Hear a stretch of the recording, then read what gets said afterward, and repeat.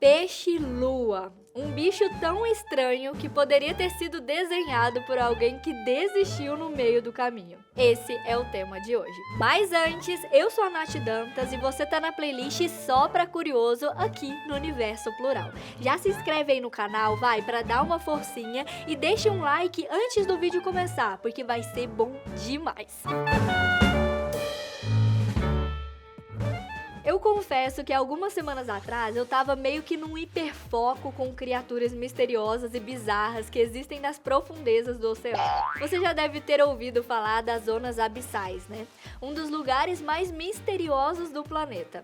Também chamado de águas profundas, abaixo de 4.000 metros do nível do mar. Lá existem criaturas que parecem mais monstros marinhos e que são deformados mesmo por conta da pressão e da escuridão dessas áreas. Nós não vamos falar especificamente sobre essas criaturas hoje, mas se vocês quiserem eu faço um vídeo especial só sobre esses seres bizarros que vivem nas zonas abissais. Hoje é o dia de um primo deles, o peixe-lua, também conhecido como mola-mola. Você já ouviu falar? Apesar dele não viver propriamente nas zonas mais escuras, ele se aventura o suficiente para esbarrar com essas criaturas surreais. Ou seja, esse peixe consegue tanto estar nas profundezas dos oceanos, quanto também perto da superfície. Sua aparência é completamente diferente de qualquer outro ser que já nadou nas águas do planeta. Sério, ele é tipo uma mistura de uma cabeça de peixe gigante com uma panqueca molhada. Tem até um Pokémon que foi criado em homenagem a ele, o Alomomola. Olha só que coisinha mais fofinha de Deus! Então, ele é plano, redondo e não tem uma cauda de verdade. É como se alguém tivesse começado a desenhar um peixe e pensasse: acho que tá bom assim, eu vou deixar assim mesmo. E o mais bizarro, ele pode chegar a mais de 3 metros de altura e pesar mais de 2 toneladas. É literalmente a espécie de peixe ósseo mais pesada do mundo. Quase um carro boiando no mar. Mas por trás desse corpo, que parece mais um erro de renderização da natureza, existe uma história inacreditável sobre sobrevivência, adaptação e, claro, muita bizarrice. O corpo do peixe-lua é 90% gelatina. Isso porque, como eles não têm bexiga natatória para controlar a flutuabilidade como os outros peixes têm, eles desenvolveram uma cápsula gelatinosa em volta do corpo que funciona como uma boia, mas que deixa a carne igual uma borracha. Já os seus órgãos ficam todos espremidos ali na frente e o resto do corpo é só uma massa dura. E como se isso já não bastasse, ele é praticamente um condomínio de parasitas. Mais de 50 espécies diferentes vivem grudadas nele. E ele tem uma relação até que de reciprocidade com esses parasitas.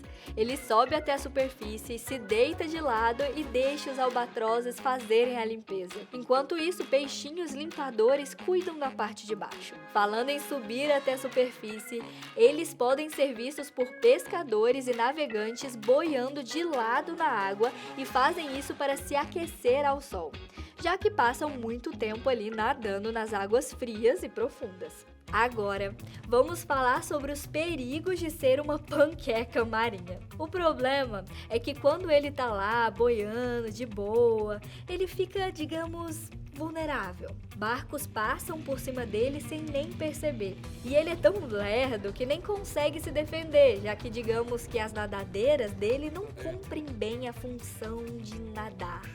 Mas então ele deve ser uma presa fácil para predadores, né? Tipo um alvo gigante lento? Não é bem assim, viu? Na verdade, a maioria dos predadores nem se dá o trabalho. Primeiro, porque a carne do peixe é extremamente dura, borrachuda e sem gosto nenhum. E segundo, porque ele é quase zero calorias. E para piorar, eles são tão venenosos que possuem uma toxina muito parecida com a do baiacu.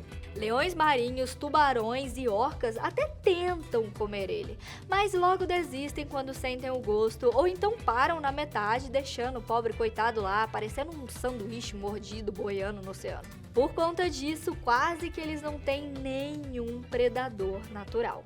E se tem um recorde que ele quebra assim com facilidade, é esse aqui. A maior produção de ovos de todos os vertebrados. Uma fêmea do peixe-lua pode liberar mais de 300 milhões de ovos de uma só vez. Mas só uma minúscula parte sobrevive no final das contas. Aí fica difícil defender, né? As larvinhas que saem dos ovos são minúsculas, do tamanho de um grão de arroz e cobertas por espinhos. E depois crescem cerca de 60 milhões de vezes até virarem adultas. É uma transformação impressionante. É o equivalente a um bebê humano crescer até o tamanho, sei lá, de um avião, por exemplo. Agora, o cardápio deles é outra coisa que não faz sentido algum. Ele se alimenta principalmente de plâncton, águas-vivas e pequenos peixes. Sim, o alimento com menos energia do planeta. Se comparar com o seu tamanho colossal, para sobreviver ele tem que comer milhares de vezes por dia. Ele é insaciável. E para piorar, o coitado tem uma boquinha que fica ali sempre parcialmente aberta, sabe? E mais uma vez, nada na velocidade 0.05. Então pensa na dificuldade que ele deve ter para chegar perto do alimento e levá-lo até a boca. A verdade é que o peixe-lua só parece idiota. Na verdade, ele é um gênio da adaptação. Ele sobrevive em todos os oceanos do planeta, pode ser encontrado desde na Ásia até na costa brasileira, enfrenta temperaturas absurdas e vive muito tempo, com registros de exemplares que chegaram a mais de 40 anos de idade. E tudo isso sendo o pior nadador do mundo. É simplesmente inacreditável. Esse cara desafia completamente a lógica. Agora vem o melhor. O cérebro dele. Um peixe-lua do tamanho de um carro tem um cérebro do tamanho de um abacate. É como se toda a energia vital dele fosse para crescer e não para pensar. E o mais curioso é que, apesar disso, o peixe-lua é gentil.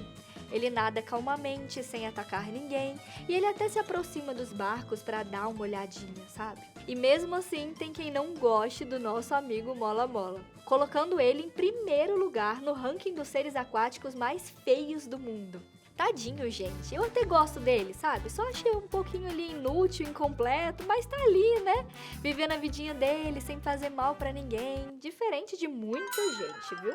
Ele é a prova viva de que a natureza não precisa ser perfeita pra funcionar. Então, da próxima vez que você vir um peixe-lua, lembre-se, ele pode parecer uma piada da evolução, mas é uma piada que deu certo. Um sobrevivente gelatinoso, simpático, meio tonto ali, né? Que mostra que às vezes ser estranho é o melhor jeito de existir. Afinal, se o peixe-lua conseguiu, quem somos nós para desistir, né? Tchau!